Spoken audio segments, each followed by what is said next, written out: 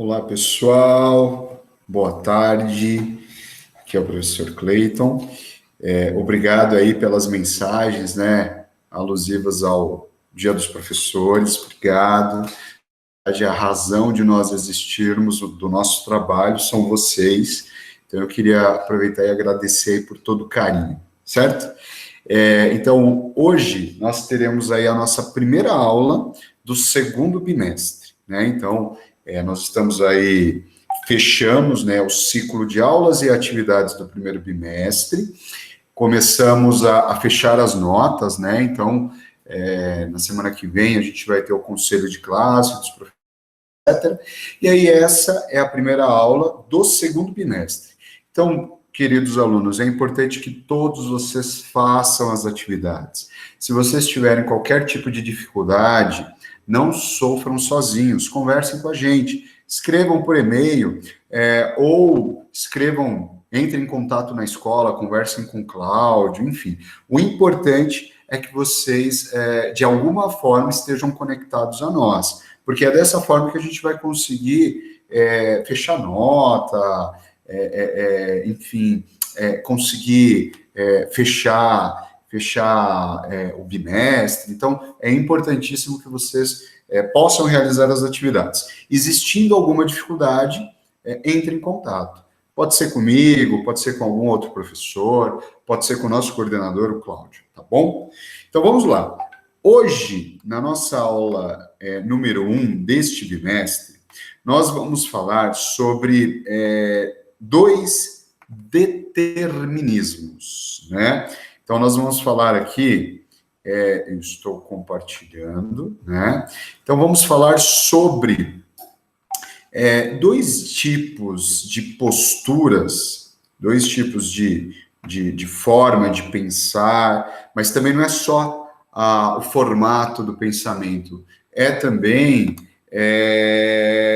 o pensamento traduzindo em práticas, em ações. Então, nós vamos estudar hoje os determinismos, biológico e geográfico, né? Na semana passada, desculpem, na última aula de sociologia, nós estudamos o que é o etnocentrismo, né? Então, vimos aí que o etnocentrismo é uma postura em que a ideia de raça, a ideia de etnia, ela é praticada. Então, nós temos aí uma ideia de hierarquização das etnias. Isso significa o quê? Que existem grupos de pessoas, grupos de etnias, grupos de países que se consideram acima dos demais. E aqueles que se colocam aí como inferiores por uma suposta ciência, esses que são inferiores deverão, então, servir aqueles que são superiores. Tudo isso nós vimos na última aula de sociologia. Hoje, nós vamos falar sobre os determinismos, né, que são determinismos que surgem a partir dessa ideia etnocêntrica, ou seja, tendo a ideia de raça, de etnia no centro de tudo. Então, olhem só, primeiro, é fundamental nós entendermos o que é o determinismo. Determinismo foi, na verdade, uma corrente filosófica, né? E essa corrente filosófica por quê? Porque eram grupos de estudiosos, filósofos, que se debruçaram sobre esse tema e começaram a produzir ideias, né? Começaram a produzir pensamentos sobre questões relacionadas ao ser humano e as suas relações sociais. E aí surge, então, o determinismo como sendo uma corrente filosófica. Essa corrente filosófica, ela defende o seguinte, que todos os fatores, né, dependem de uma casualidade, que todos os fatores que envolvem a pessoa, por exemplo, vamos pegar o nosso exemplo. nós vivemos em Diadema, vivemos na periferia, certo? Então, de acordo com a corrente determinista, nós vivemos em Diadema nas condições tais quais nós vivemos, porque há uma determinação, porque há uma rede de causalidade, uma rede de causas e efeitos que fez com que você e eu morássemos em Diadema. Isso significa o quê? Que esse tipo de pensamento, ele não respeita a escolha ou o livre-arbítrio, certo? Ele não respeita as situações, outras situações que não aquelas que são determinadas por esse tipo de pensamento. Então, por exemplo, eu coloquei aqui duas imagens, né? Imagem de uma comunidade, né? O determinismo diz o seguinte, muitas vezes, que quem mora em uma comunidade é mais suscetível à criminalidade. Como se fosse, como se nascer na periferia fosse a assinatura de que você, eu, de que nós seremos criminosos. Uma outra coisa, uma outra ideia determinista, é você afirmar que meninos, eu coloquei essa imagem aqui, meninos não podem brincar de bonecas. Por quê? Porque se meninos brincarem de boneca, eles determinarão, por conta das brincadeiras, eles determinarão a sua orientação sexual. Então, esses dois exemplos, eles parecem simples, mas quando nós falamos, por exemplo, de políticas públicas, quando nós falamos de homofobia, quando nós falamos de relações internacionais, relações entre países, esse tipo de postura, ele se torna realmente muito grande. E isso acaba, por exemplo, acabando com sonhos, com objetivos, enfim. E aí, então, a gente vai os três principais determinismos. Então, olha, antes de nós irmos para o próximo slide, é importante a gente comentar o seguinte, que vários filósofos do século XIX, século XX, se debruçaram sobre essas ideias, né? Então, por exemplo, o Friedrich Nietzsche, o Friedrich Hatzel, dois filósofos alemães que se debruçaram sobre isso, o próprio Charles Darwin, né, quando desenvolve a teoria da evolução, o Baruch Spinoza, né? Então, diversos filósofos se debruçaram sobre essas ideias relacionadas ao determinismo. É importante destacar que, na verdade, eu não sou professor de filosofia, eu deixo aqui a missão para o professor Antônio, que é o professor de filosofia de vocês, mas é interessantíssimo nós estudarmos a forma como os determinismos foram sendo construídos, principalmente no filósofo, né, chamado Friedrich Hatzel. É bem interessante. E aí tem um outro filósofo, Jean-Paul Sartre, que é um filósofo francês, contemporâneo, tal, que é um filósofo maravilhoso, que fica a dica para vocês estudarem, Sartre. Se vocês digitarem Sartre, vocês pegarão aí vários pensamentos dele. Ele diz o seguinte, né, o Jean-Paul Sartre, ele era um defensor apaixonado da liberdade humana. Você não precisa ser feliz, você não será feliz, né, para o Paul Sartre, você nunca será feliz se você tiver as amarras que impedem de você ser livre, de você pensar de forma autônoma, de você viver de forma autônoma. Então, o Sartre, ele fala, né, que a liberdade, dentro da liberdade, não cabem determinismos. Se você quer uma vida livre, uma vida de realizações, né, uma vida de sonhos concretizados, você tem que ser livre. E essa liberdade, ela tem que ser traduzida em ação, né? Então, fazer a coisa acontecer, entrar em ação. E aí, olhem só, agora a gente vai falar aí sobre os tipos de determinismos. Então, aqui existem vários determinismos, mas na verdade aqui a gente vai estudar 3 tipos de determinismos que acabam impactando, né, a nossa vida, né? Que acabam influenciando, por exemplo, como o Brasil está, que acaba influenciando e resulta em como o mundo está organizado. Então, nós vamos falar sobre determinismo biológico, determinismo geográfico e determinismo social. O que o determinismo biológico diz, galera? Ele vai afirmar o seguinte, que o determinismo biológico vai afirmar o seguinte, que tudo depende da constituição biológica das pessoas. Tudo depende dos genes, ou seja, da genética. Então, por exemplo, existe... A gente vai falar um pouquinho melhor no próximo slide, mas, por exemplo, é muito comum nós afirmarmos algumas coisas,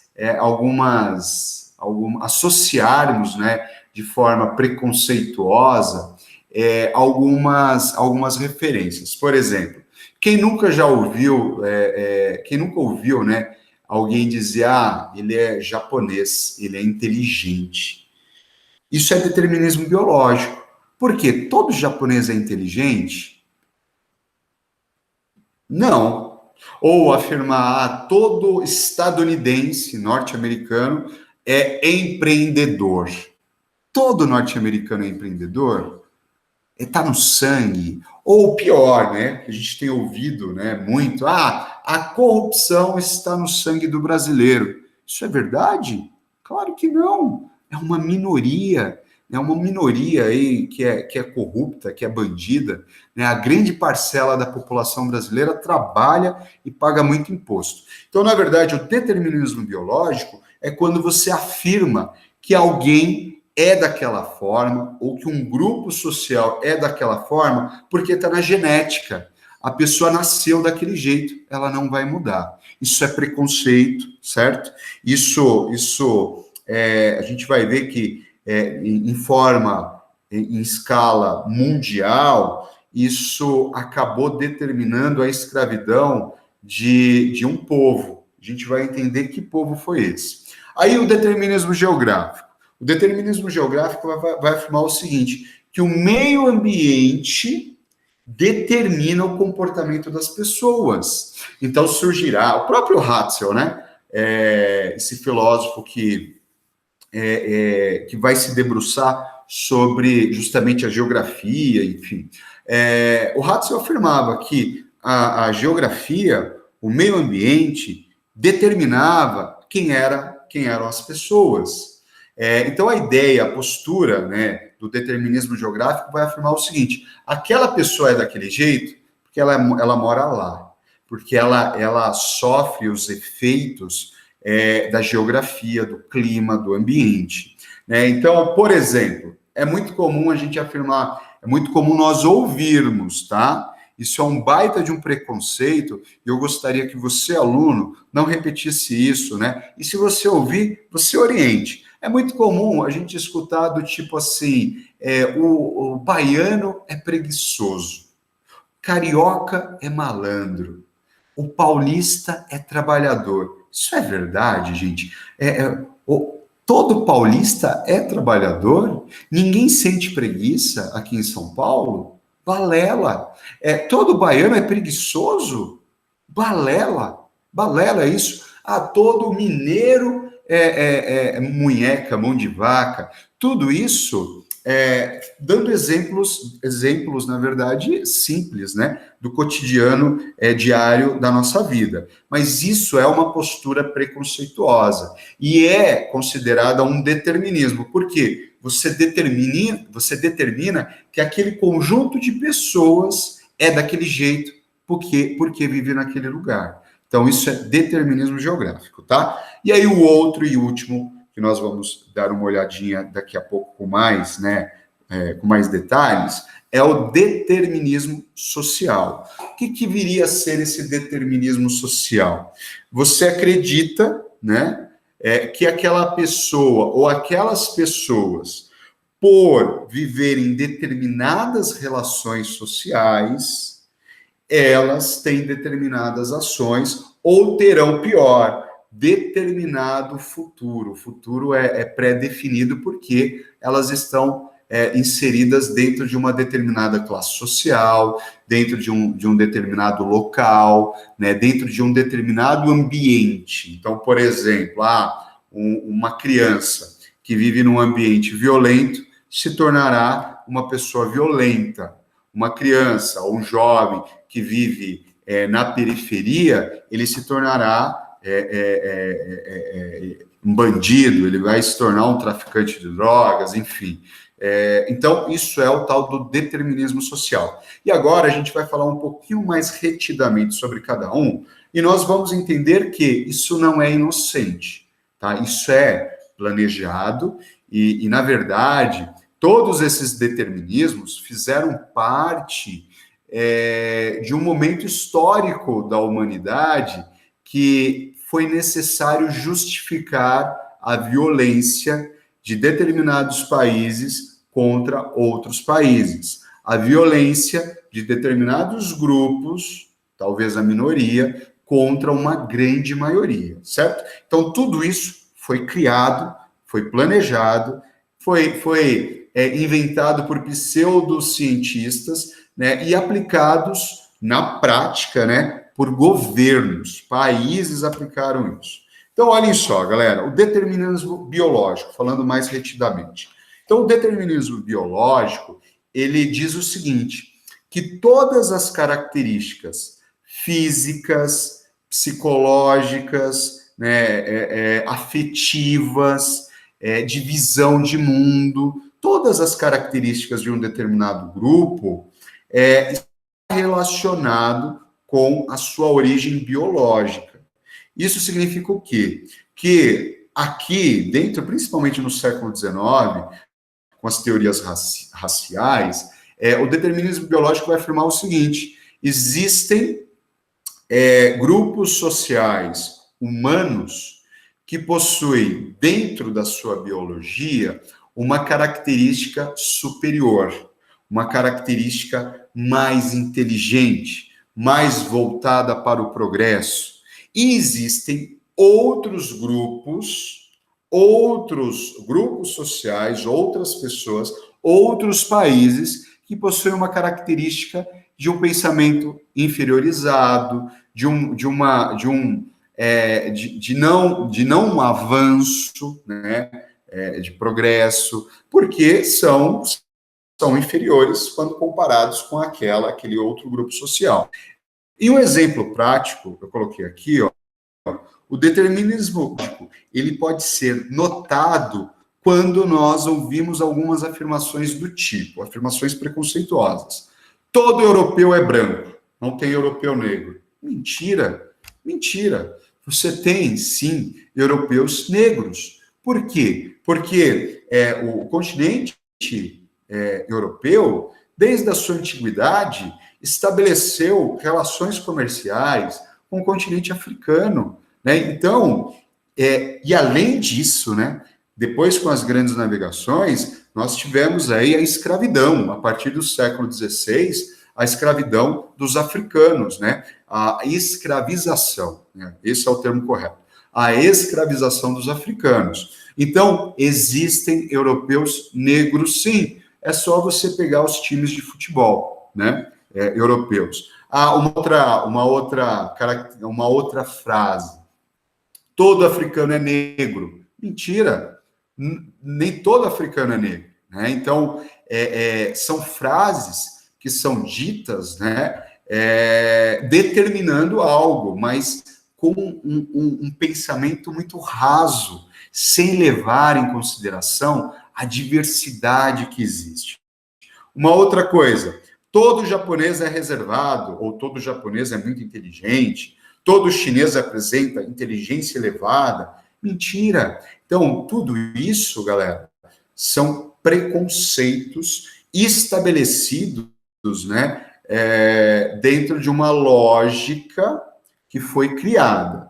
Então, essa lógica ela vai ser criada principalmente a partir do século XIX, após, né, a Revolução Industrial, que foi realizada no século XVIII, 1750, e você precisava, né, a indústria europeia, que tinha feito a sua Revolução Industrial, ela precisava buscar na África e na Ásia, primeiro, matéria-prima, porque a Europa é um continente pequeno, tem limitações naturais e tal. Então, você precisava buscar matéria-prima na África, na Ásia, e você precisava formar mercado consumidor. O que é mercado consumidor? Você vai consumir. Você aí, em Gana, você vai consumir os produtos portugueses. Você aí, na África do Sul, você vai consumir produtos britânicos. Então, você precisava formar esse mercado consumidor. E aí o determinismo biológico, nesse período, ele vai ressaltar o quê? Uma superioridade e uma inferioridade. Nesse contexto do exemplo que o professor está dando aqui, a superioridade ficava com os europeus, a inferioridade com os africanos. Então, os europeus, eles, através desses pseudos princípios científicos, eles afirmavam o seguinte: nós vamos para a África porque os africanos, coitados, eles não são tão inteligentes como nós.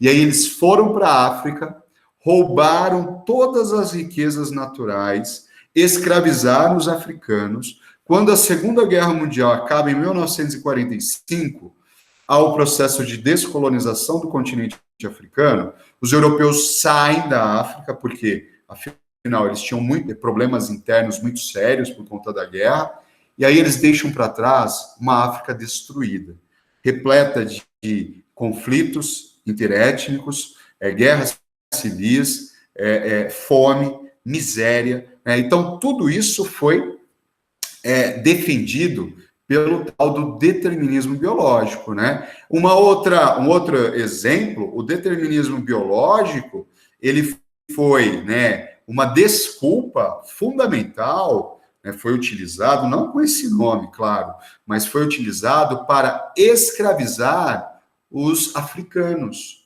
E o Brasil foi o palco, o maior palco de escravidão, da escravização, né, da escravização africana do planeta Terra. Aqui no Brasil, nós recebemos 5 milhões de africanos escravizados, que foram arrancados do seio das suas famílias e foram trazidos para uma terra que eles não conheciam, né, para trabalharem de sol a sol, sendo castigados, se alimentando muito mal, dormindo muito mal, sendo humilhados o tempo todo, né? Então, com qual lógica? A de que o africano, o negro, ele era inferior em relação ao branco europeu. A mesma coisa aconteceu com os nossos índios. Os nossos índios também sofreram com essa superioridade europeia, com essa defesa, né, do determinismo biológico. Os índios que foram acusados de preguiçosos, que foram acusados de serem hostis ao progresso, eles foram escravizados. E os índios aqui, ó, da nossa redondeza aqui, da cidade de São Paulo, aqui do Grande ABC, índios Guarulhos, índios Tupiniquins, Tupinambás, índios Guaianazes, né? Existem nomes aí até de cidade, nome de bairro. Esses índios, eles foram escravizados pelos portugueses aqui em São Paulo, né? Tudo isso com base nessa defesa do determinismo biológico. E aí, galera, tem um outro determinismo, que é o determinismo geográfico.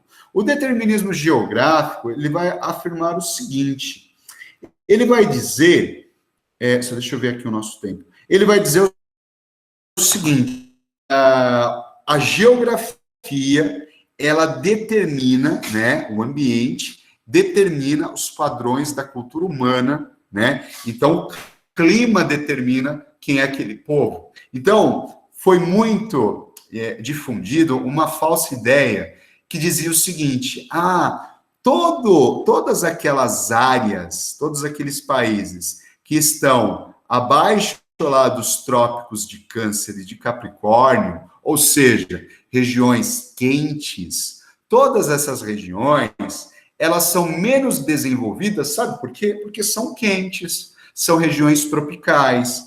E qual que é a justificativa disso? Eles afirmavam o seguinte, que essas pessoas que viviam em regiões quentes, elas tinham muita facilidade para acessar alimentos, para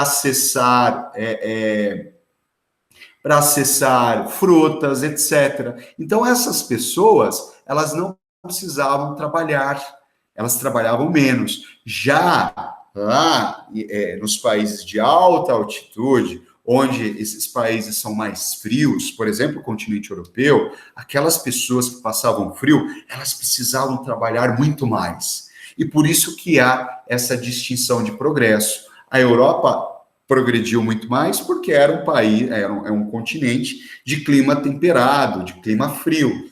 A África não houve progresso, por quê? Porque o clima determinou nos africanos a preguiça. A mesma coisa na Ásia, né? Então, aqui uma mãe indiana e a sua filha, preguiçosos. A mesma coisa aqui no Brasil, né? Então, para o conceito de determinismo geográfico, a geografia, o clima, né, o meio ambiente acaba, então, determinando diretamente os povos. Isso é uma inverdade, né? Então, a antropologia, a sociologia têm combatido essa postura, né? Na verdade, é uma interpretação bastante rasa, sem levar em consideração as histórias desses continentes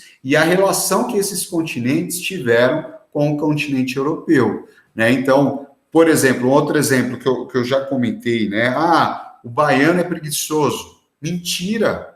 O paulista é trabalhador. Isso é um absurdo, mentira. Claro que somos todos, né? Paulistas, mineiros, baianos, cearenses, cariocas, todos nós somos trabalhadores. O que não dá para aturar é esse tipo de postura, que vai dizer que alguém é daquele jeito porque mora naquele lugar. Balela, mentira, tá? E por fim, galera, tá acabando, gente. O determinismo social. O determinismo social é a crença, é a postura que afirma o seguinte: o ambiente social, ele influencia a vida dos indivíduos, como se aquele indivíduo ele não tivesse livre-arbítrio, como se aquele indivíduo ele não tivesse escolha. Então você cria uma segregação. Por exemplo, aqui em São Paulo, nós temos uma segregação socioespacial. É claro, claramente, é visível isso, gente. Você tem bairros que são frequentados por pessoas muito ricas, e aí é como se fosse uma ilha, né? Aqui dentro de São Paulo, uma ilha de riquezas. Às vezes a gente, por alguma razão, a gente vai até lá e volta correndo porque não se sente bem. Então são ilhas, né? E aqui você tem aquele lugar, o lugar dos comuns, o lugar onde é comum a eles, e aí você tem a periferia, onde nós moramos, né? Isso é segregação socioespacial. Você tem bairros destinados para pessoas ricas e bairros, a maioria, né, a grande parte da geografia aqui do estado de São Paulo, destinados à população mais pobre. Então, essa postura ela vai afirmar o seguinte, que aquele que vem de um lar violento ou que mora na periferia, muito provavelmente ele se tornará um indivíduo violento, muito provavelmente ele se tornará um bandido. E ele vai afirmar o seguinte, aquele que vem de berço de ouro, esse pratica bondade, esse não precisa praticar crimes de corrupção, não coaduna, não cola, porque se nós pegarmos os maiores criminosos que nós temos no Brasil, não é o criminoso da periferia que está com um fuzil na mão, não é. São criminosos que tiram muita grana por conta de esquemas de corrupção da saúde, né, Nós acabamos de ver aí um senador que foi preso, né, com dinheiro na cueca. Ele não é pobre, certo? É só ver lá a declaração de bens dele, está na casa aí dos milhões. Uma outra coisa,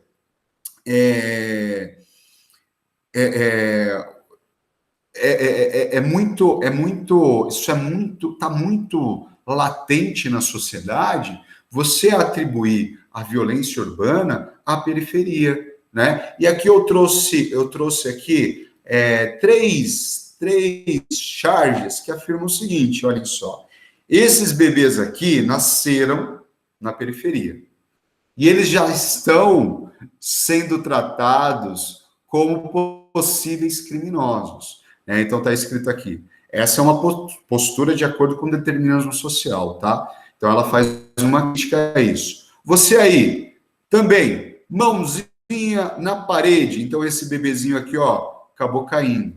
Né? Então, as nossas crianças, elas muitas vezes estão sendo educadas para isso. Né? Nós, pais, já educamos os nossos filhos. Se a polícia chegar, você põe a mão para cima, porque a gente já sabe, né? Porque há um estigma da elite, da sociedade brasileira em relação àqueles que moram na periferia. Aqui, olhem só, nós temos um menino negro, né? E o Estado com um fuzil na cabeça dele. E aqui embaixo está escrito, né? Redução da maioridade penal. Quantas vezes a gente escuta ou já escutou isso, né? Mas quem está discutindo políticas públicas para esse garoto? Quem que está debatendo o acesso à educação pública de qualidade para esse garoto? Né? Não existe. Mas é muito mais fácil você defender a maioridade penal. Né? Então, tornar aí adolescentes possíveis de serem presos e condenados. E aqui embaixo, uma última, né? Aqui está o pai preso e aqui está o filho. Sua benção, pai. Na verdade, essas charges, elas trazem, né, um debate aqui sobre o determinismo social. Então, gente, minha última mensagem para vocês é que nós, todos juntos, façamos uso das armas que nós temos. E quais elas são? As armas que nós temos é a educação, o amor e o respeito. Então, aproveitem que vocês estão estudando. Não desistam dos próximos passos. Façam as atividades. Essa é uma forma que eu e você, nós temos de nos manter resistentes e com a esperança de mudar esse país. Certo, gente? É isso. Obrigado. Gostaria de agradecer. Fiquem bem. Eu vou parar aqui de apresentar o nosso PowerPoint. Um detalhe importante, nós estamos iniciando aí, então, o segundo bimestre. Façam as atividades, não deixem para a última hora, né? Façam essa atividade, está facinha, tranquila. O mais importante é, de fato, a participação de todos vocês, tá bom? Qualquer dificuldade que vocês tiverem, conversem com os professores, certo? Um beijo no coração.